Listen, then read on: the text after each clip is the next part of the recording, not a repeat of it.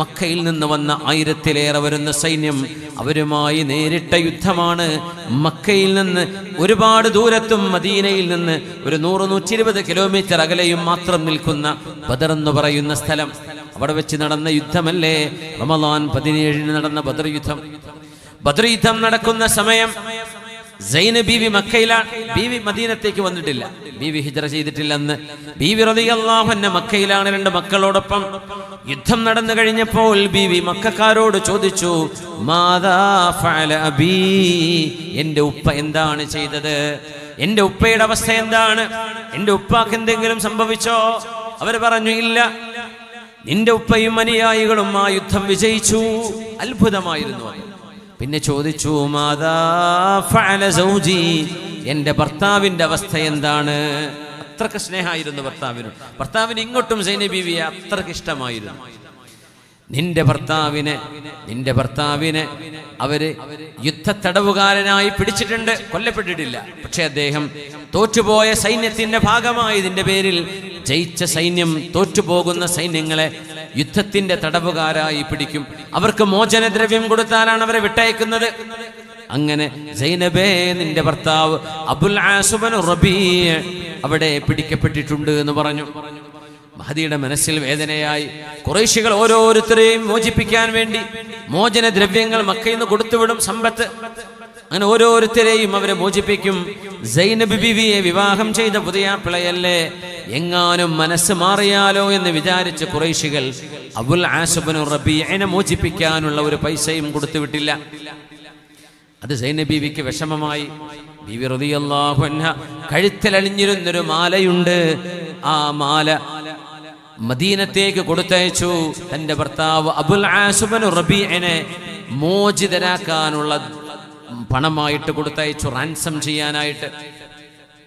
അല്ലാഹുവിന്റെ ഹബീബ് നിസ്കാരം കഴിഞ്ഞാൽ മദീന പള്ളിയുടെ മുറ്റത്ത് വരും. ഓരോരുത്തരെ മോചിപ്പിക്കാൻ കൊടുത്തുവിട്ട മോചനദ്രവ്യം ഹബീബിനെ കാണിക്കും. തങ്ങൾ പറയും, അവരെ വിട്ടയച്ചോളൂ. ഓരോരുത്തരുടെ പേര് വായിക്കും. ആരുടെയൊക്കെ മോചനദ്രവ്യമാണോ വന്നത് അവരെ വിട്ടയക്കും. അക്കൂട്ടത്തിൽ 5 പൈസ പോലും വാങ്ങിക്കാതെ, ഒരു ചില്ലിക്കാശ് പോലും വാങ്ങിക്കാതെ അവരിൽ ഒരുപാട് ആളുകൾ നബി തങ്ങൾ മോചിപ്പിച്ചിട്ടുണ്ട്. ആ 70-ൽ അതിന് നബി തങ്ങൾ ഡിമാൻഡ് വെച്ചത്, എൻ്റെ സ്വഹാബികളിൽ 10 പേർക്കെങ്കിലും എഴുതാനും വായിക്കാനും അറബ് ഭാഷ എഴുതാനും വായിക്കാനും നിങ്ങൾ പഠിപ്പിക്കാൻ പറ്റുമെങ്കിൽ നിങ്ങളെ ഞാൻ മോചിപ്പിക്കാം. അറബ് ഭാഷ എഴുതാനും വായിക്കാനും പഠിപ്പിച്ചാൽ അത് മതി, പിന്നെ പൈസ വേണ്ട, നിങ്ങളെ ഞാൻ മോചിപ്പിക്കും. അങ്ങനെ മോചനം കൊടുത്ത ആളുകൾ വേറെയും. അങ്ങനെ ഹബീബിന്റെ കയ്യിലൊരു മാല വന്നു. ആ മാല എടുത്തു നബി തങ്ങൾ. എന്നിട്ട് ചോദിച്ചു, ഇതാർക്ക് വേണ്ടി കൊടുത്തയച്ചതാണ്? അവർ പറഞ്ഞു, നബിയേ, ഇത് അബുൽ ആസ് ഇബ്നു റബീഅനുള്ളതാണ്. ആ മാല നോക്കുമ്പോൾ ഹബീബിന്റെ കണ്ണുകൾ നനഞ്ഞു. അവിടുത്തെ ആദ്യത്തെ ഭാര്യയായ നമ്മുടെ ഉമ്മയായ ആരുടെ കൂടെയാണോ നബി തങ്ങൾ വൈവാഹിക ജീവിതം ആരംഭിച്ചത്, 25 വയസ്സുള്ള നബി 40 വയസ്സുള്ള വിധവയായ ഖദീജ റളിയല്ലാഹു അൻഹ വിവാഹം ചെയ്തില്ലേ? ആ ബീവിയോടൊപ്പം 24 25 കൊല്ലത്തോളം ജീവിച്ച് ഹബീബിനെക്കാളും 15 വയസ്സ് മുതിർന്ന മഹദി, നബിക്ക് മുമ്പ് വിവാഹം ചെയ്യപ്പെട്ട മഹദി, വിധവയായ മഹദി ഉമ്മുൽ മുഅ്മിനീൻ ഖദീജ റളിയല്ലാഹു അൻഹ. എൻ്റെ ഖദീജ എന്ന് പറയുന്ന നബി, ഖദീജ ബീവിയുടെ അനുജത്തി ഹാല ബിൻത് ഖുവൈലിദ് റളിയല്ലാഹു അൻഹ, അസ്സലാമു അലൈക യാ റസൂലല്ലാഹ് എന്ന് മദീനയുടെ ഹബീബിന്റെ വീടിന്റെ പരിസരത്ത് വന്ന് സലാം പറയുമ്പോ ഹാല ഹാല എന്ന് പറഞ്ഞ് നബി ഞങ്ങൾ എഴുന്നേറ്റ് ഓടുകയാണ്. ആയിഷ ബീവി ചോദിച്ചു, നബിയെ എന്ത് പറ്റി? ദക്കറതിനി ഖദീജ, ഹാലയുടെ ശബ്ദം കേൾക്കുമ്പോൾ എനിക്ക് എൻ്റെ ഖദീജയെ ഓർമ്മ വന്നു എന്ന് നബി തങ്ങൾ. അത്രക്ക് സ്നേഹമായിരുന്നു ബീവിയോട് റളിയല്ലാഹു അൻഹാ. ആ മാലയാണെങ്കിലോ ഖദീജ ബീവി സൈനബ് റളിയല്ലാഹു അൻഹയുടെ കല്യാണം നടക്കുമ്പോൾ തൻ്റെ മകൾക്ക് സമ്മാനമായി ഉമ്മ കൊടുത്ത മാലയായിരുന്നു ആ മാല. പുണ്യനബി ആ മാലയിലേക്ക് നോക്കി. തങ്ങൾക്കത് മനസ്സിലായി പെട്ടെന്ന്. തങ്ങൾ പറഞ്ഞു, സ്വഹാബികളെ, ഇതെന്റെ മരുമകൻ, എൻ്റെ മകളുടെ ഭർത്താവ് അബുൽ ആസ് ഇബ്നു റബീഅനെ മോചിപ്പിക്കാൻ വേണ്ടി എൻ്റെ മകൾ മക്കയിൽ നിന്ന് കൊടുത്തുവിട്ട മാലയാണ്. നിങ്ങൾക്കൊക്കെ സമ്മതമാണെങ്കിൽ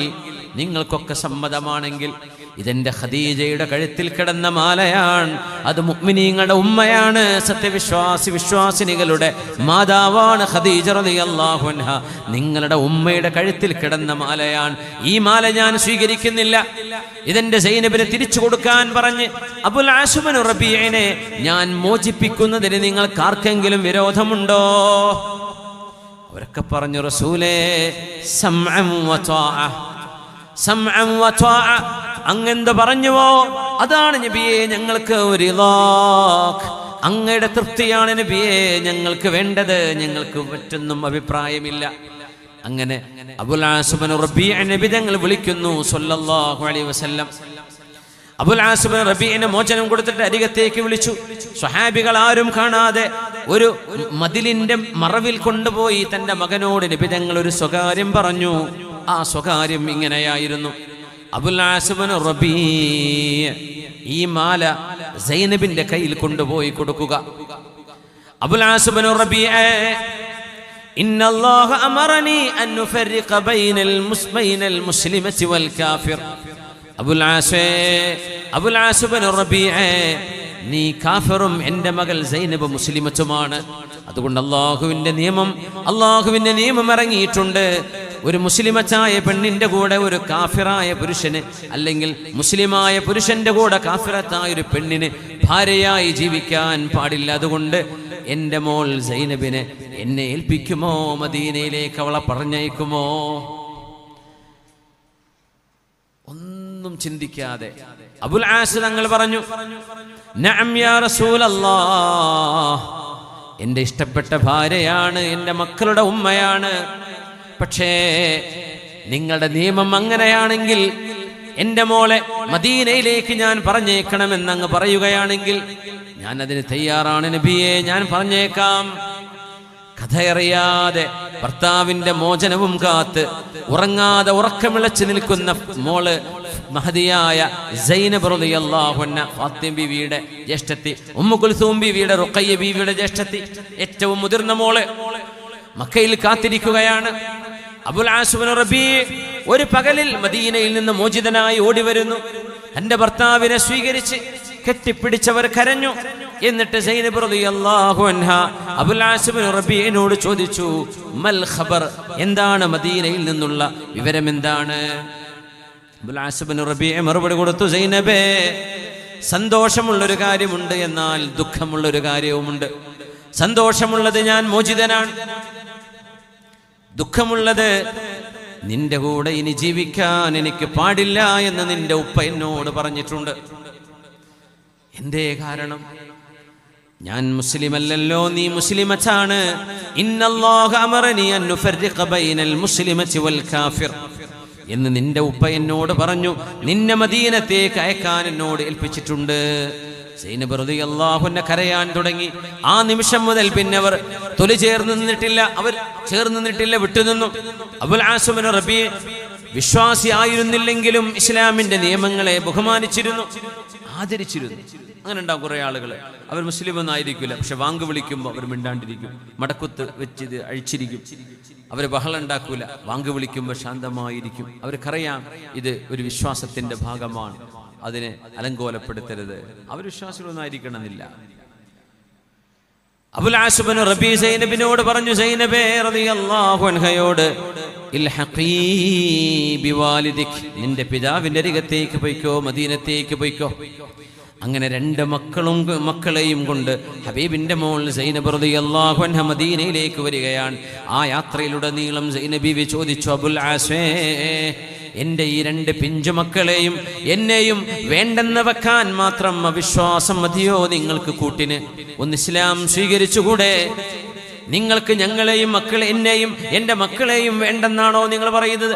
അതിലും വലുതാണോ നിങ്ങളുടെ അവിശ്വാസം? അതിലും വലുതാണോ നിങ്ങളുടെ അന്ധവിശ്വാസങ്ങള്?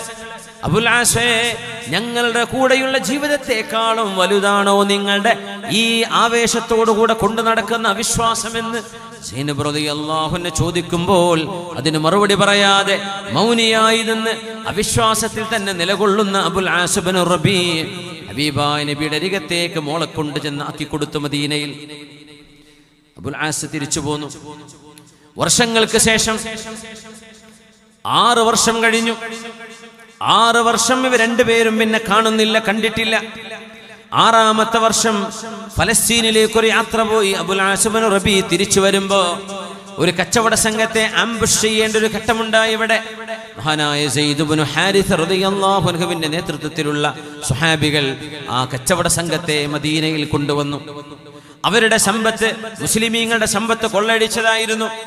അതുകൊണ്ട് അബുൽ ആസ് ബിൻ റബീ നേതൃത്വം നൽകിയിരുന്ന കച്ചവട സംഘം മദീനയിലേക്ക് വഴിതിരിച്ചു വിടേണ്ടി വന്നു. മദീനയിൽ വന്നു.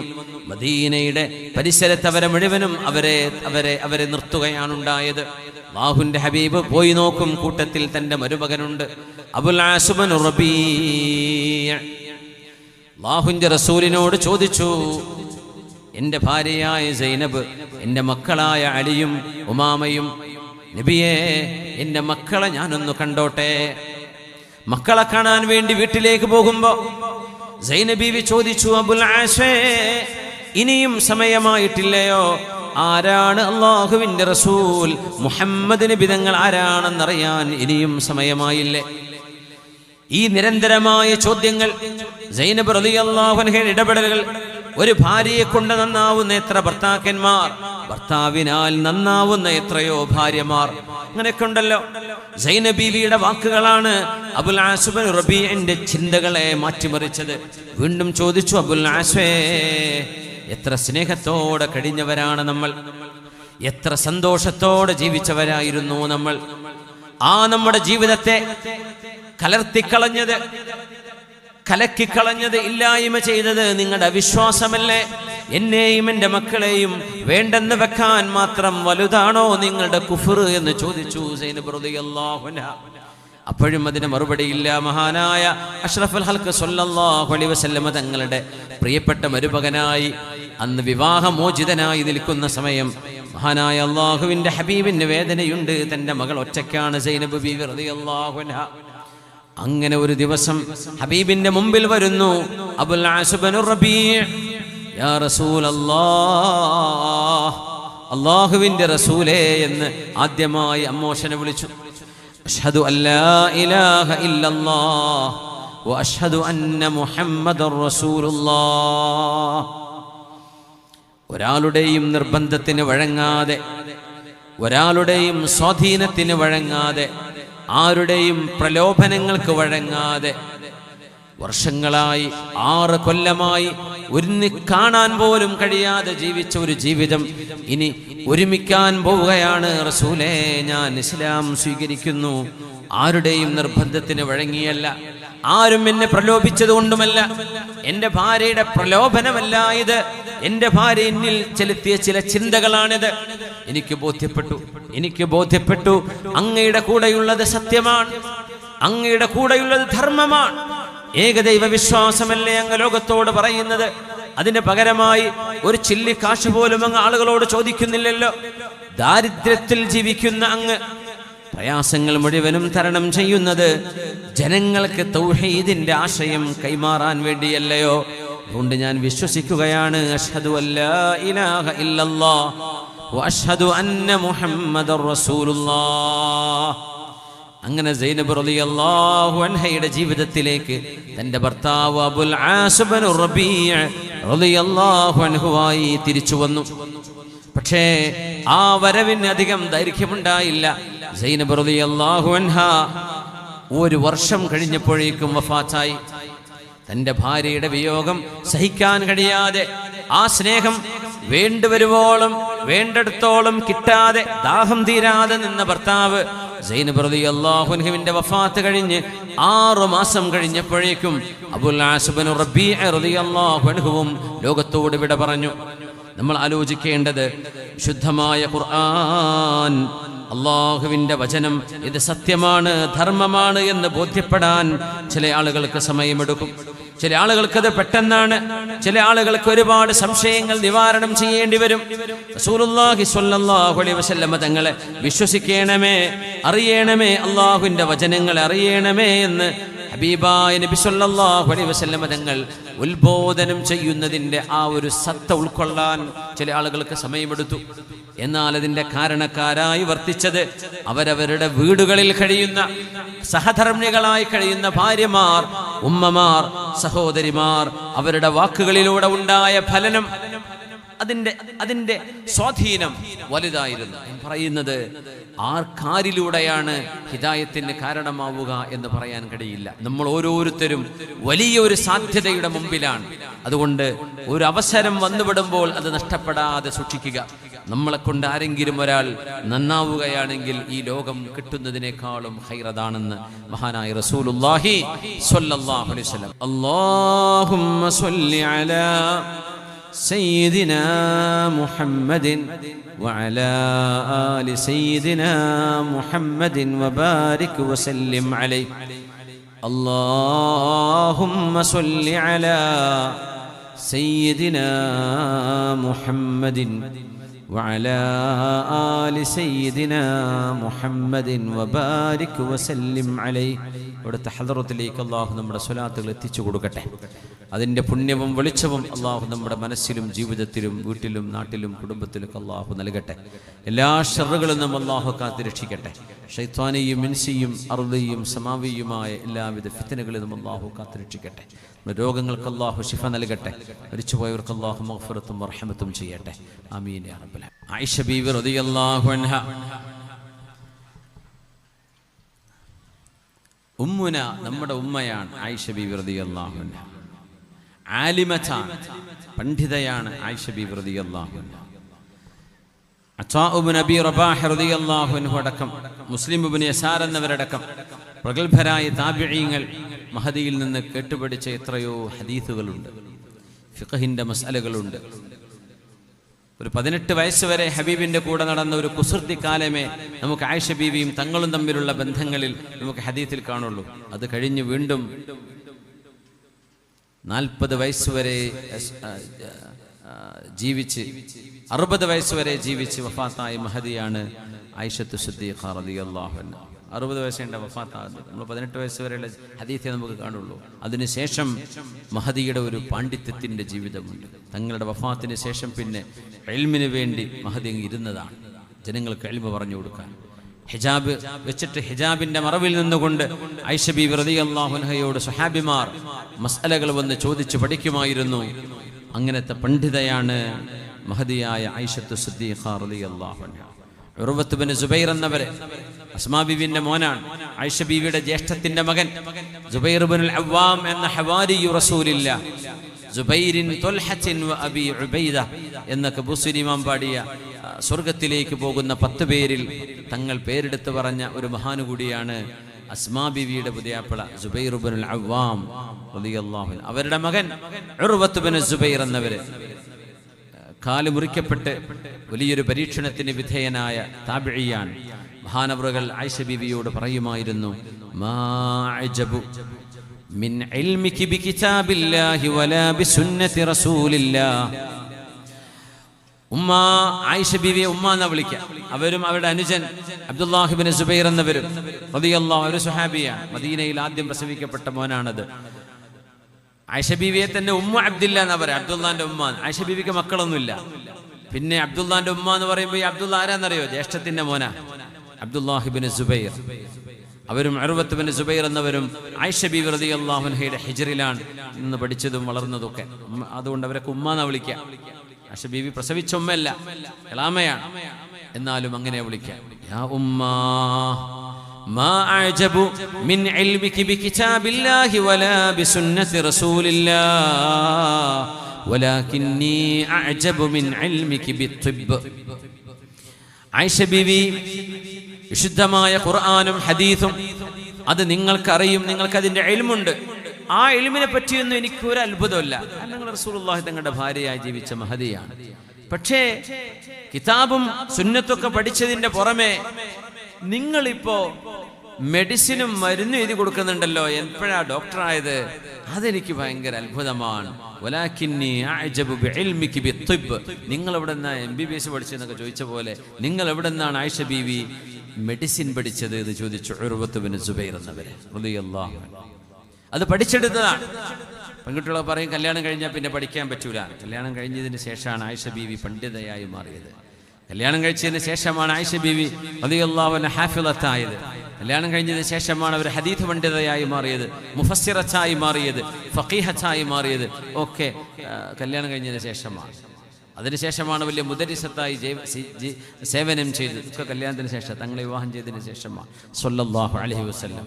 അതുകൊണ്ട് ഇന്നൊക്കെ കേട്ടുകൊണ്ട് പഠിക്കാൻ തന്നെ ഒരുപാട് അവസരങ്ങളുണ്ട്, കണ്ടുപഠിക്കാൻ അവസരങ്ങളുണ്ട്, വായിച്ചു പഠിക്കാൻ അവസരങ്ങളുണ്ട്, ഒരുപാട് കോഴ്സുകളുണ്ട്, സംവിധാനങ്ങളുണ്ട്. നമ്മളൊക്കെ വലിയ ഭാഗ്യവാന്മാരാ. അതുകൊണ്ട് സഹോദരിമാരെ, നിങ്ങളാണൊരു കുടുംബത്തിന്റെ ആണിക്കല്ല്. വാപ്പമാർ, ആണുങ്ങൾ വീട്ടിലുണ്ടാവുന്ന സമയം കുറവായിരിക്കും. അവര് ജീവിതത്തിന്റെ തിരക്കിൽ ഓടുന്ന ആളുകളാണ്. അതുകൊണ്ട് മക്കളെ കാണുന്നതും അവരെ പരിചരിക്കേണ്ടതും അവർക്ക് അച്ചടക്കം പഠിപ്പിക്കേണ്ടതും ഉമ്മമാരെ നിങ്ങളുടെ ചുമലിൽ കിടക്കുകയാണ്. അതിനൊക്കെ തന്നെയാണ് നിങ്ങളുടെ കാലിന്റെ താഴെയാണ് സ്വർഗം എന്ന് പുണ്യനബി പറയാൻ കാരണം. നിങ്ങൾ ചെയ്യുന്ന ഡ്യൂട്ടി ഭയങ്കര ഡ്യൂട്ടിയാണ്. ഉമ്മയുടെ കാലിന്റെ താഴെയാണ് സ്വർഗം. ഒരു പ്രസവം കഴിഞ്ഞാൽ ഒരു പെണ്ണിന് ഇതിലും വലിയൊരു അനുഗ്രഹം ഇനി എന്ത് വേണം? ഒരു പ്രസവിച്ച പെണ്ണിന്, ഒരു കുഞ്ഞിന് ജന്മം കൊടുക്കാൻ കഴിഞ്ഞാൽ അവിടെ മുതൽ അവർ ഉമ്മയാണ്. ഉമ്മയുടെ കാലിന്റെ ചുവട്ടിൽ സ്വർഗമാണ് എന്ന് അല്ലാഹുവിനെ ഭയപ്പെട്ട് ജീവിക്കുന്ന ഒരു ഉമ്മക്ക് ഇനി ഇതിലും വലിയ ഒരു സർട്ടിഫിക്കേഷൻ ഇനി എന്താ വേണ്ടത്? മാഷാ അല്ലാഹ്. ആയിഷ ബീവി റളിയല്ലാഹു അൻഹ പറഞ്ഞു, യാ ഉറയ്യ. ഉർവ എന്നവരെ സ്നേഹത്തോടെ ആയിഷ ബീവി വിളിച്ചിരുന്ന വാക്കാണ് ഉറയ്യ. ഉർവത്തിനെ ഒന്ന് തസ്ഗീർ ചെയ്യാന്ന് പറയാം. ഇന്ന റസൂലല്ലാഹി സ്വല്ലല്ലാഹു അലൈഹി വസല്ലം കാന യംറദ്. നിങ്ങൾക്ക് ഓർമ്മയുണ്ടോ, അല്ലാഹുവിന്റെ റസൂൽ രോഗിയായി മാറാറുണ്ട്, നബി തങ്ങൾക്ക് രോഗം വരാറുണ്ട്. വഇന്നൽ വുഫൂദ കാനത് തഫിദു അലൈഹി. അറേബ്യൻ ഉപദ്വീപിന്റെ നാനാഭാഗങ്ങളിൽ നിന്ന് ഹബീബിനെ കാണാൻ വേണ്ടി യാത്രാ സംഘങ്ങൾ വരാറുണ്ട്, നിവേദക സംഘങ്ങൾ. ഒരുപാട് ഗോത്രങ്ങളുടെ തലവന്മാർ, നേതാക്കന്മാർ സംഘമായി ഹബീബിനെ കാണാൻ വരാറുണ്ട്. അപ്പൊ ഹബീബിനൊരു പനിയോ എന്തെങ്കിലും അസുഖങ്ങളോ ഉണ്ടെങ്കിൽ നിബിതങ്ങൾക്ക് വേണ്ടി പ്രിസ്ക്രിപ്ഷൻ എഴുതി കൊടുക്കാറുണ്ട് അവരെ. ആ വരുന്നവരിൽ വൈദ്യന്മാരുണ്ടാവും, ഡോക്ടർമാരുണ്ടാവും. അവര് ഈ അസുഖത്തിന് ഇന്നതാണ് മരുന്ന് എന്നവർ പറഞ്ഞു കൊടുക്കും. അപ്പൊ ഹബീബിന്റെ അടുത്ത് ഏതെങ്കിലും സ്വഹാബിന്റെ അസുഖമുള്ള ആള്, അവർക്കുള്ള മരുന്ന് അവര് പറഞ്ഞു കൊടുക്കും. ഇത് ആയിഷ ബീവി റളിയല്ലാഹു അൻഹ കേൾക്കും. ഭയങ്കര അത്ഭുതം. ഒരൊറ്റ റൂമായിരുന്നു. റൂമിന്റെ നടുവിലങ്ങ് കർട്ടൻ വിരിച്ചാൽ ഒരു സൈഡ് അടുക്കളയായി മാറി, ഒരു സൈഡ് ലിവിംഗ് റൂമാണ്. അപ്പൊ ഇവിടെ നിബിതങ്ങളും സ്വഹാബികളൊക്കെ ഇരിക്കുക. ആ കർട്ടന്റെ മറവിൽ ആയിഷ ബീവി ഇരിക്കുന്നുണ്ടാവും.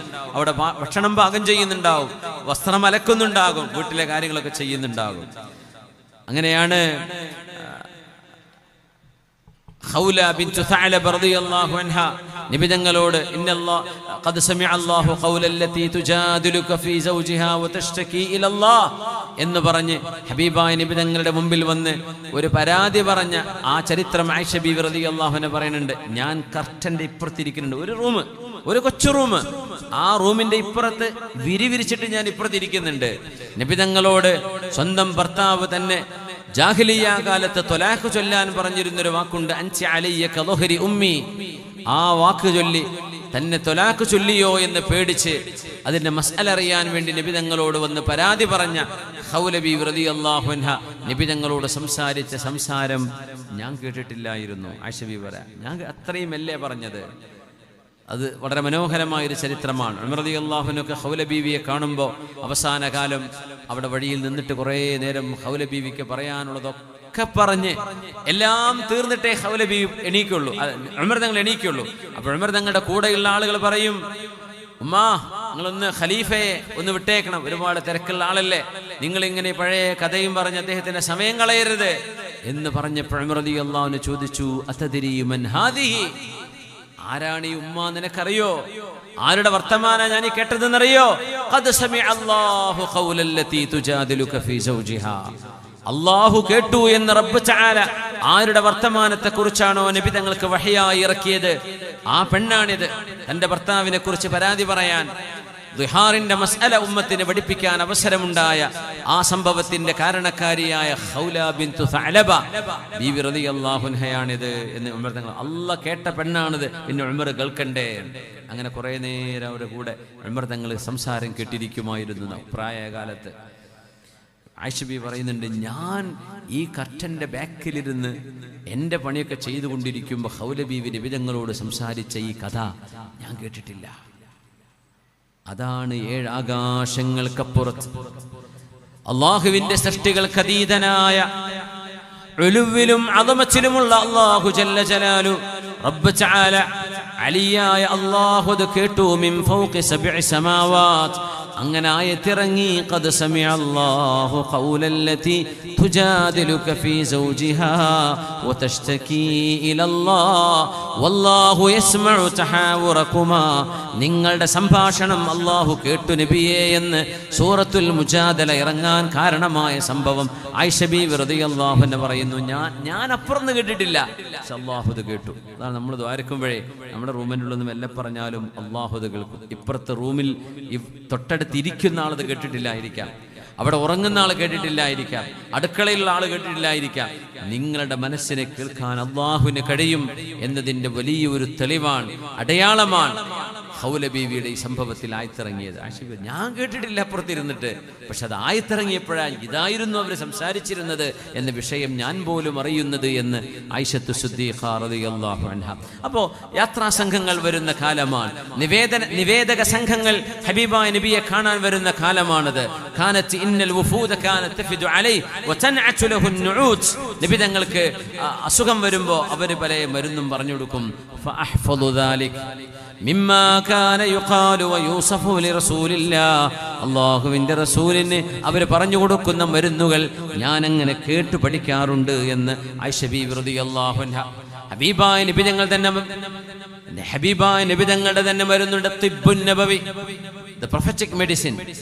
തിബ്ബുൻ നബവി എന്ന് പറഞ്ഞ കിതാബിനുണ്ട്. ഹബീബായ നബി തങ്ങൾ അസുഖങ്ങൾക്ക് മരുന്ന് നബി തങ്ങൾ പറഞ്ഞു കൊടുത്ത പച്ചമരുന്നുകൾ, ഹബീബായ നബി തങ്ങളുടെ പ്രിസ്ക്രിപ്ഷൻസ്, അതൊക്കെ ഒന്ന് ലോകത്ത് വളരെ വ്യാപിച്ചുകൊണ്ടിരിക്കുകയാണ്. പുണ്യനബിയുടെ തിബ്ബുൻ നബവി, ദ പ്രൊഫറ്റിക് മെഡിസിൻ. ആയിഷ ബീവി റളിയല്ലാഹു അൻഹ പണ്ഡിതയായി മാറിയിട്ടുണ്ട്. പണ്ഡിതയാണ്, ഒരു ഉമ്മത്തിന് മുഴുവനും സംസ്കാരം പഠിപ്പിച്ച മഹദിയാണ് ആയിഷത്തു സിദ്ദീഖ റളിയല്ലാഹു അൻഹ. ഏറ്റവും വലിയ ദാനധർമ്മിഷ്ഠയായിരുന്ന മഹദി റളിയല്ലാഹു അൻഹ. 1,00,000 ദിർഹം സ്വർണ്ണ നാണയം, വെള്ളി നാണയങ്ങൾ ആയിഷ ബീവി റളിയല്ലാഹു അൻഹയുടെ വീട്ടുമുറ്റത്ത് മുആവിയ തങ്ങൾ കൊടുത്തയച്ചപ്പോൾ വൈകുന്നേരമാകുമ്പോഴേക്കും ആ 1,00,000 നാണയങ്ങൾ പാവപ്പെട്ടവർക്ക് ബീവി കൊടുത്തു തീർത്തിട്ടുണ്ടായിരുന്നു. അന്ന് ബീവിക്ക് സുന്നത്ത് നോമ്പാണ്. അപ്പൊ ബീവി അവിടുത്തെ വേലക്കാരിയോട് ചോദിച്ചു, ഇഫ്താറിന് എന്താ ഉള്ളത്, നോമ്പ് തുറക്കാൻ എന്താണുള്ളത് എന്ന് ചോദിച്ചു. അപ്പൊ പറഞ്ഞു, ഉമ്മ വീട്ടിലൊന്നുമില്ലല്ലോ എന്ന് പറഞ്ഞു. എന്നിട്ട് ആ പെണ്ണ് ചോദിച്ചു, അല്ല ഉമ്മ, 1 ദിർഹം, ഈ 1,00,000-ൽ 1 നിങ്ങൾക്ക് ഭക്ഷണത്തിനെടുത്ത് വെച്ച് കൊടുത്തിട്ടുണ്ടെങ്കിൽ എന്തെങ്കിലും ഒരു ഇറച്ചി കഷ്ണമെങ്കിലും നിങ്ങൾക്ക് ഞാൻ ഭക്ഷണം ഉണ്ടാക്കി തരുമായിരുന്നല്ലോ. ബി പറഞ്ഞു, ഞാനത് കൊടുത്തു കഴിഞ്ഞു. വലാ തുഅന്നിചീനി, ഇനി എന്നെ കുറ്റം പറയല്ലേ, ഞാൻ കൊടുത്തു കഴിഞ്ഞു. നോക്കണം, നമ്മളൊക്കെ അവനവൻ്റെ വീട്ടിലത്തെ ചെലവും അവനവൻ്റെ കടം വീട്ടിയിട്ട് ബാക്കിയല്ലേ കൊടുക്കുള്ളൂ. അവനവൻ്റെ ആവശ്യങ്ങൾ കഴിഞ്ഞ് മിനിമം അത്രയെങ്കിലും ആവശ്യങ്ങൾ എനിക്കും എൻ്റെ വീട്ടുകാർക്കും എൻ്റെ ഭാര്യയ്ക്കും മക്കൾക്കും ഇത് കഴിച്ചിട്ടല്ലേ നമ്മൾ കൊടുക്കുള്ളൂ. ആയിഷ ബീവി റളിയല്ലാഹു അൻഹ നോമ്പ് തുറക്കാനുള്ള ആ ഭക്ഷണം പോലും മറന്നിട്ട് ആ കൊണ്ടുവന്നത് മുഴുവനും ദാനം ചെയ്തു. അങ്ങനത്തെ മഹദിയാണ് നമ്മൾ ഈ പറയുന്ന ആയിഷ ബീവി എന്ന് പറയുന്ന മഹദി റളിയല്ലാഹു അൻഹ. ഭയങ്കര സ്വതക്കയാണ്. സ്വതക്ക അങ്ങനെ കൊടുക്കും, കിട്ടുന്നത് മുഴുവൻ കൊടുക്കും. നബിതങ്ങളുടെ ഭാര്യമാർ ഹബീബിന്റെ സൗജാത്തുകളായതിന്റെ പേരിൽ അന്നത്തെ ഭരണാധികാരികൾ ഉമ്മഹാത്തുൽ മുഅ്മിനീന് മാത്രം പ്രത്യേകമായ ഫണ്ട് അവർ ഖജനാവിൽ നിന്ന് കൊടുത്തയക്കുമായിരുന്നു. അത് അവരുടെ ചെലവിനുള്ളതാണ്. നബിതങ്ങളുടെ ഭാര്യമാർ ആരോടും കൈനീട്ടരുത്, അവർക്ക് വിഷമുണ്ടാവരുത്, അവർ ജീവിച്ചു പോകാൻ ബുദ്ധിമുട്ടാവരുത്. കാരണം അള്ളാഹുവിന്റെ നിയമമാണ് ഹബീബിന്റെ ഭാര്യമാരെ മറ്റൊരാളും ഹബീബിന് ശേഷം വിവാഹം ചെയ്യാൻ പാടില്ല എന്ന്. അതുകൊണ്ട് ഹബീബിന്റെ വഫാത്തിന് ശേഷം അവരങ്ങനെയാണ്, ഒറ്റക്കാണ് ജീവിക്കുന്നത്. അവരുടെ ജീവിതത്തിന്റെ ചെലവുകൾ ഖുലഫാഉകൾ കൊടുത്തയക്കുന്ന ഇതുപോലെയുള്ള ഹദിയകളും ദാനങ്ങളുമായിരുന്നു. ആ കിട്ടുന്നതിൽ നിന്ന് മുഴുവൻ അങ്ങനെ വാരിക്കോരി സ്വതക്ക ചെയ്ത മഹദിയായ ആയിഷത്തു സിദ്ദീഖ റളിയല്ലാഹു അൻഹ. ആയിഷ ബീവിക്ക് ഒരു വീടുണ്ടായിരുന്നു മദീനയിൽ. ആ വീട് ആരും അറിയാതെ ആയിഷ ബീവി ആ വീട് വിറ്റു. ആ വിറ്റ കാശ് മുഴുവൻ സ്വതക്കയും ചെയ്തു പാവപ്പെട്ടവർ. അത് അബ്ദുല്ലാഹിബ്നു സുബൈർ എന്ന ആയിഷ ബീവി പോറ്റി വളർത്തിയ ജ്യേഷ്ഠത്തിയുടെ മകൻ അബ്ദുല്ലാഹിബ്നു സുബൈർ എന്നവരറിഞ്ഞപ്പോ അദ്ദേഹം ഒന്ന് ദേഷ്യത്തിൽ പറഞ്ഞു, എന്ത് പരിപാടി, ഒരു വീട് നിങ്ങളുടെ വരുമാനമായി ഉണ്ടായിരുന്ന വീടല്ലേ ഉമ്മാത്, അത് ഞങ്ങളോട് ആരോടും പറയാതെ നിങ്ങൾ വിറ്റും ചെയ്തു, വിറ്റ കാശ് മുഴുവൻ സ്വതക്കം ചെയ്തു. ഇങ്ങനെ സ്വതക്കം ചെയ്ത് ജീവിക്കാൻ പറ്റുമോ? എന്തെങ്കിലും ബാക്കി വെക്കണ്ടേ?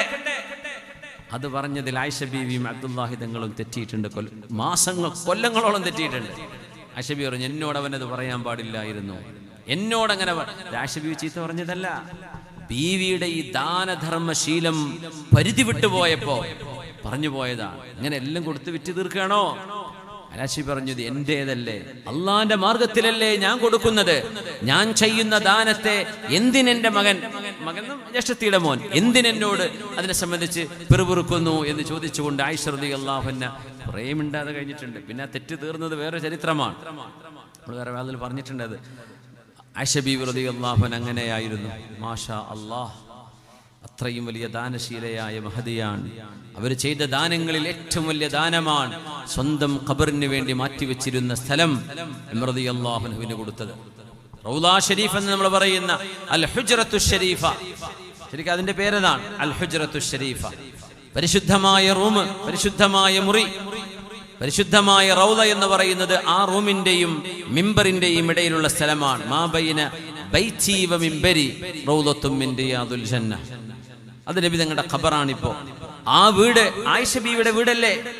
തങ്ങളെ വഫാത്തായപ്പോൾ തങ്ങൾ അവിടെ മറവ് ചെയ്തു. കാരണം പ്രവാചകന്മാർക്കൊരു നിയമമുണ്ട്, അവരെവിടെയാണോ വഫാത്താകുന്നത് അവിടെയാണ് ഖബർ കുഴിക്കേണ്ടത്. എവിടെയാണോ വഫാത്താകുന്നത് മയ്യത്ത് കുളിപ്പിക്കാൻ ഇപ്പുറത്തേക്ക് മാറ്റി വെക്കാം. പക്ഷേ ഖബർ അവരെവിടെ കിടന്ന് മരിച്ചുവോ, അത് വീടാണെങ്കിൽ വീട്, അത് പള്ളിയാണെങ്കിൽ പള്ളി, അത് ഖബർസ്ഥാന, അത് സാധാരണ മണ്ണാണെങ്കിൽ അത് എവിടെയാണോ അവിടെ ഖബർ കുഴിക്കണം. അങ്ങനെയാണ് വഖദാലി. അതുകൊണ്ടാണ് നബി തങ്ങളുടെ ഖബർ അവിടെ വരാൻ കാരണം സല്ലല്ലാഹു അലൈഹി വസല്ലം.